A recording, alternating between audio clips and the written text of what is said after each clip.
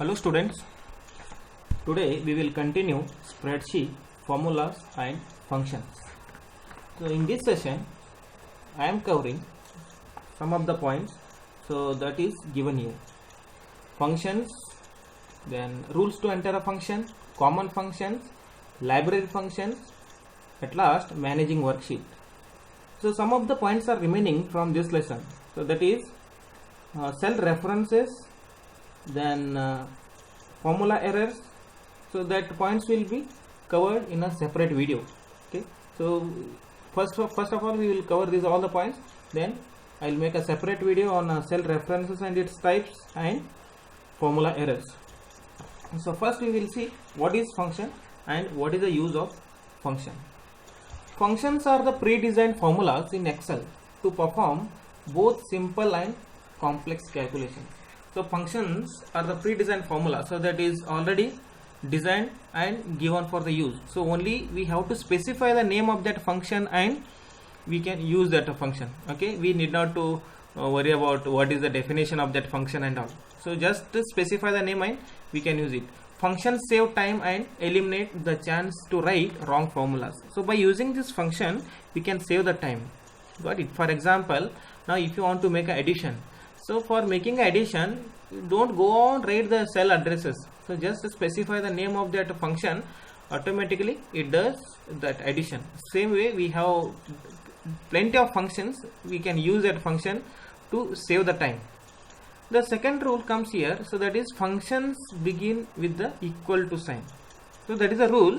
If you are writing a function in a Excel, that function name should begin with the equal to sign. Okay, in next line that is given how to write that function name. For example, first put that equal to sign followed by function name. Just specify the name of a function, which function you are using, then open the round bracket, then in a round bracket just pass the argument list. Now what is argument list? Argument lists are nothing but cell addresses. Okay, so which are the cell you are going to consider for making the calculation. So that cell addresses you have to specify in this round bracket. Now we will see what are the rules to enter a function. All Excel functions must begin with equal to sign. Already we have seen in a previous slide. If you are writing a function or if you are writing a formula, so this is a rule in Excel. So that function or that formula should begin with equal to sign. Second one is function name must be a valid Excel name. For example, sum, average, etc. If you are writing a function name, don't make a mistake in a spellings. Okay, it should be a valid name of a valid Excel function name. If you made a mistake in spellings, then Excel won't return the answer. Means you will not get the proper answer for that particular function. Function name must be followed by an opening and closing parenthesis. Okay, so another point, next point. If you are writing a function, so that arguments has to be written in a round brackets. Okay, round bracket means parenthesis.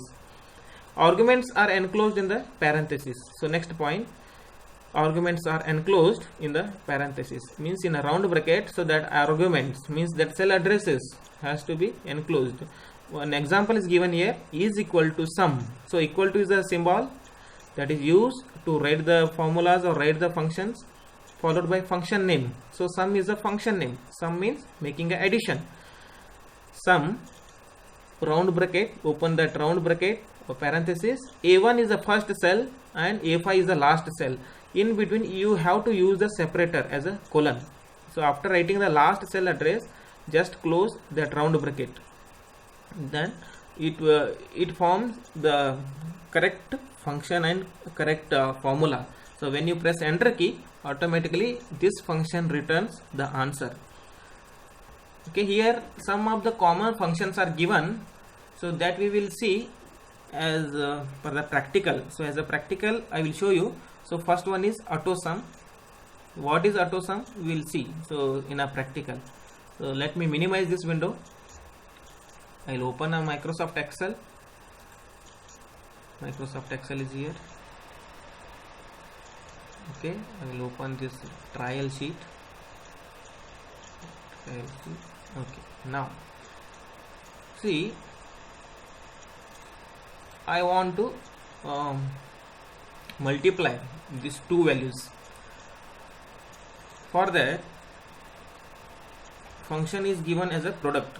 So before going there, we will see first what is that auto sum, how to make the auto sum. Now auto sum means making the addition of all the values, means automatically making the sum, that is auto sum. Now I want to count this all the quantities of these products. First keep the cursor where you want that answer, then just look at my mouse pointer where I am taking. So that auto sum option is given here. See here, auto sum. So just click on that auto sum. So when you click on that auto sum, that range gets select. So when that range gets select, just press enter key. If you want to restrict that range only to this value, so till 10, then you can reduce that range, okay, by dragging that point.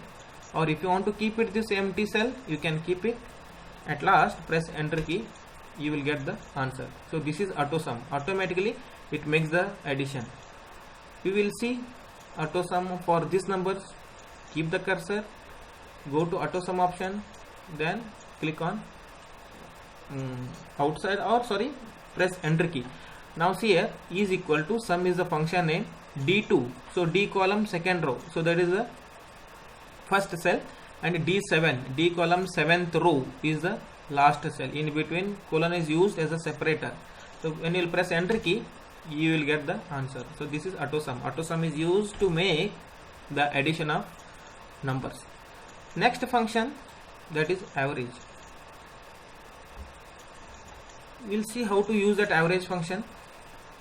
For example, I will enter some marks here, okay.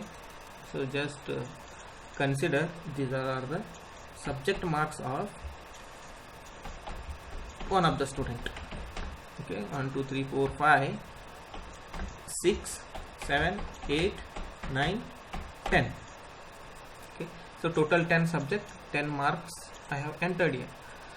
Let me reduce the zoom little bit, means you may see that and all the values at a time, okay. I hope it's visible for you.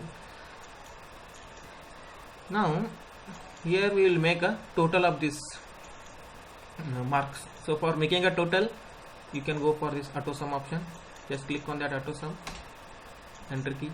715 is the total. Now what is the percentage of this marks? For that you can use average. Write average, open the round bracket. Where is your first value? It is in A column, first row, A1. Put the colon as a separator. Where is your last value? That is in J1. So K column is holding total, so that's why don't consider that K column. Till J, consider that value for taking the average, J1. Then open the, close the round bracket and press enter key. So average is 71.5. So this is a way to calculate the percentage, okay, or average. Our next function, that is today function. Now today is used to display today's date and today's time also. You can display is equal to today, open and close round bracket and enter key. So today's date is displaying. If you want to display the time, write now. What is the current date and time? It gets display, okay. Along with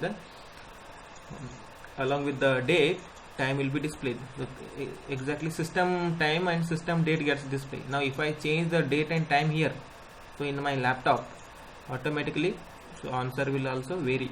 Answer will also get changed. So today is used to display the today's date. So keep it in your mind. And if you want to display the date with the time, the function name is now. So now is used to display date and time. So we'll go to next function, that is SQRT. SQRT means what? SQRT means square root. If you want to find out the square root of any number, you can use SQRT function. For example, let me keep one value here, 144. Okay, so what is the square root of 144?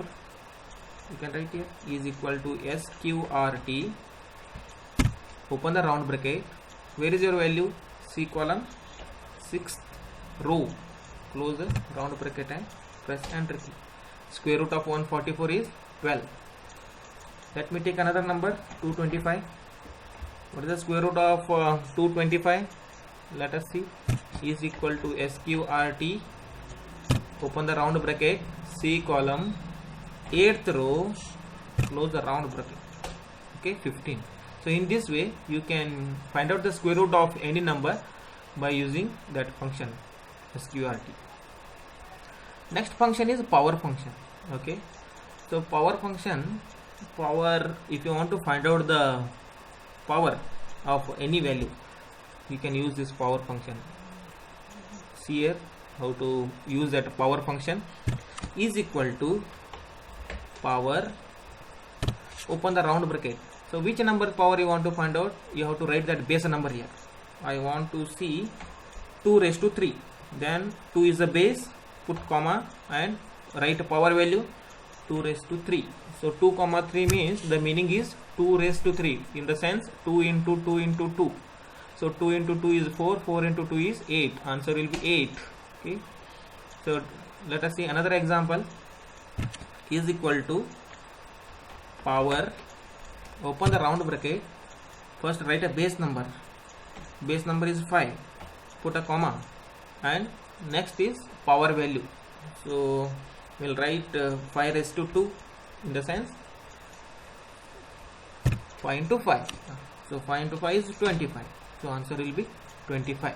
So this is a power function. So by using this power function you can find out the power of any number. Now if you want to explore some more functions, in that case I will show you one option. Just click on this function icon. Okay, insert function. So this function icon, just click on that function icon. See here the recently used functions are displaying here, or you can select the category here if you want to see all the functions. Okay, here all the functions are displaying. Now for example ABS. So what is this ABS? If you want to see, then you can refer it. For example, ABS means absolute. So this absolute function is used to convert the negative number to the positive number. Okay, I will select and just click on OK. So here you have to specify the number. I will specify one negative number, minus 56, 57, and when I will click on OK button, your answer will be positive 57. Okay, means this ABS function converts that negative number to positive number. So same way you can go through that options or through that functions, where function list is given and down here that syntax is given. So ABS in a round bracket number means you have to specify the number, and explanation is also given below. So now which function you want to find out, just select that and you can use it. So I'll go to next point. So next point is managing worksheet. So how to manage the worksheet? So first one is rename. So rename is used to change the name of a worksheet. So when we open Microsoft Excel, Excel gives by default 3 sheets for the user. So in a 3 sheets, if you want to change the name of a sheet, by default name will be sheet 1, sheet 2 and sheet 3. If you want to change a name, then by using rename option, that name can be changed. So just let me minimize this. I'll go to Microsoft Excel. It's okay. Look at my mouse pointer where I am moving. Now see here, sheet 1, sheet 2 and sheet 3. So these are the worksheets. So when we open a Microsoft Excel, we get this 3 sheets. Now first our point is how to change the name of this sheet. Now here it is displaying sheet 1, but I don't want this sheet 1, I want a different name. In that case, select that sheet, right click on that sheet and select rename.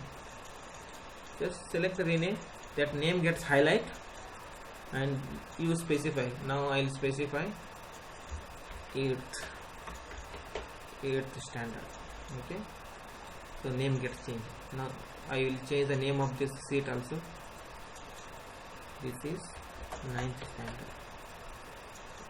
We will change name of this sheet also. Again right click and select rename. Then this is 10th standard. Okay, so this is the way to change the name of a sheets, worksheet. Then next point comes, that is deleting a sheet. Okay, for deleting, for example, now see, I will insert a new sheet by using this insert worksheet option. Now new sheet is inserted. Now when we don't want any particular sheet, in that case that sheet can be deleted. Select that sheet, right click on that and select delete option. That sheet gets deleted. Now I don't want this 9th standard sheet. In that case, so that sheet can be deleted by using menu option also, or you can use that right click option also. So which is convenient for you, so just follow that. Okay, just use that option. Now I will show you how to delete that sheet by using the menu. On the home tab, in a cells group, click on delete and select the delete sheet option. Then here you will get the warning message. Just click on delete. That 9th standard sheet got deleted. Again I will delete this sheet also. Right click and delete. So this is the way to delete the worksheet. So next point, so that is how to change the color of this sheet. So you can specify different colors for each sheet. So for specifying a color, just right click on that sheet and select tab color. Now for 8th standard, I will select green. Okay, they are very good students. 8th standard, green color. For 10th standard, I will specify another color. Okay, so we will go for purple. Okay, purple color. Then next sheet we will specify another color. Just see where I am changing. Okay, right click on that sheet, go to tab color, then select the color, so that sheet color gets changed. Clear? Understood or no? I hope you are understanding the points. Okay, so we will set another color. So this is a way to change the color of a sheet. Here, so every sheet is displaying with that specified color, and that active sheet will be displayed with that color, so that color will be underlined. Understood? And inactive sheets will be displayed with the color. So this is the point to changing the color of a sheet. So here I am going to end this session. So in the next class we will see how to use the cell references and what are the errors we are going to get in a Microsoft Excel. So that is also very important point. So that's why I am going to make a separate video for that cell references and formula errors. Usually we get errors while using the formulas. Okay, so thank you for watching.